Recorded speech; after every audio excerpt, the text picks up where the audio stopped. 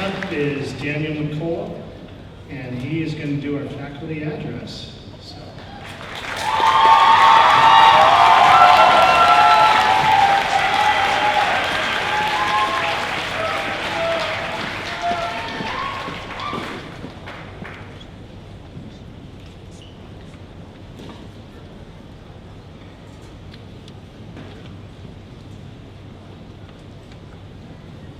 First of all, who ordered the sunflowers? I just want to know that.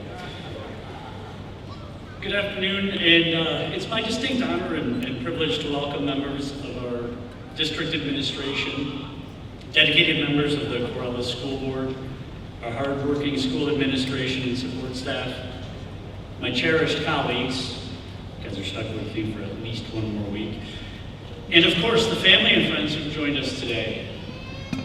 Most importantly, I'd like to welcome the graduating class of 2025.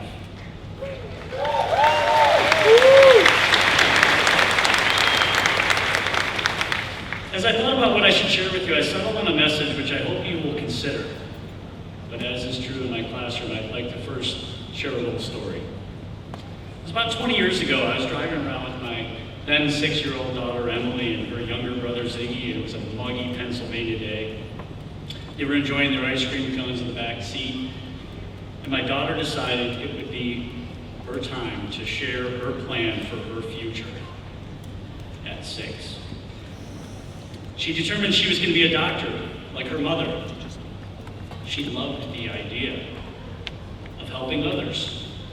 And in true big sister form, she decided that her younger brother, Ziggy, would be a teacher, because that's what Dad did.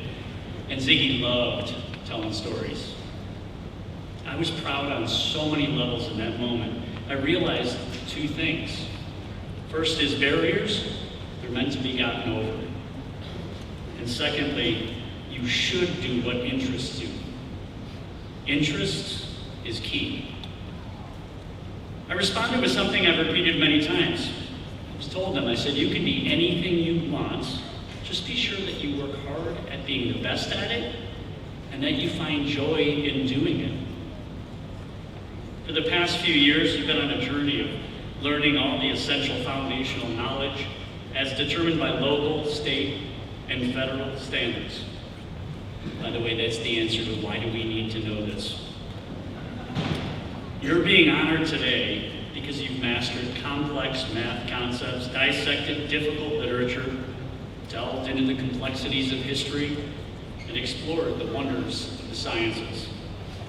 Those things will absolutely serve you as you move on, but I urge you to allow time for your passions and to make them a part of your learning every day. Passion learning isn't guided by a rubric or a final grade, but instead by your curiosity. When you learn with passion, you internalize concepts, you connect ideas, and you develop a deeper understanding that shapes your perspective and fuels your creativity. And you will be sure to find joy in the process. I recently invited my AP Lit students to explore a passion project as their final unit of study. I wanted the guiding principle of the unit to be about exploring interests while learning how to overcome all of the challenges. While I hoped each of them would succeed, I made it very clear from the beginning the outcome would have no impact on their final grade for the unit. The grade would be a reflection of their effort and their learning.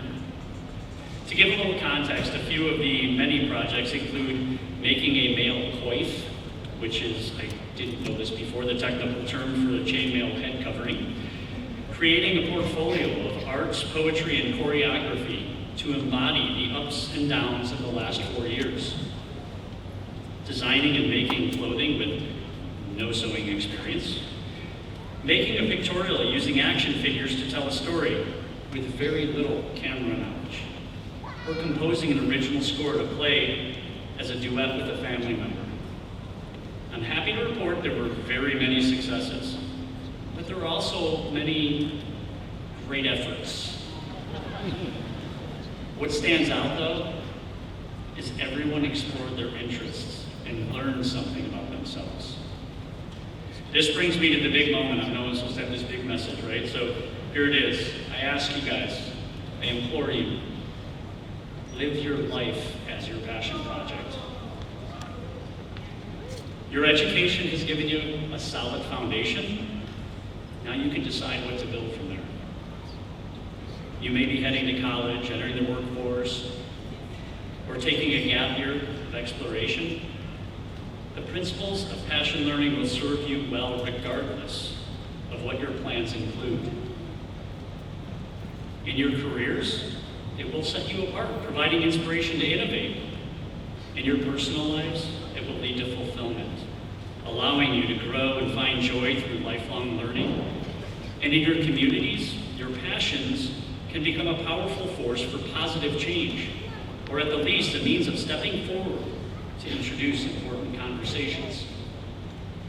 Living life as your passion project means intentionally engaging in things that bring joy, fulfillment, and opportunities for personal growth without the need for external pressures or rewards.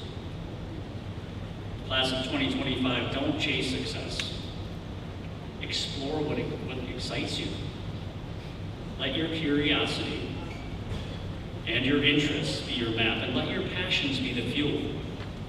I'm certain that the world will be a better place if you commit to sharing your unique talents, your diverse perspectives, and your infectious enthusiasm. As you leave here tonight, I urge you to shift your perspective and focus on the process of learning with passion and living with purpose. The last thing I want to share with you is I still do want that motorcycle. That was part of my passion project. But here's the secret. You are the true passion project. And as I look at all of you, I can tell you that the project has been a huge success. Find your joy and create your legacy. Have fun, be safe, and make good decisions.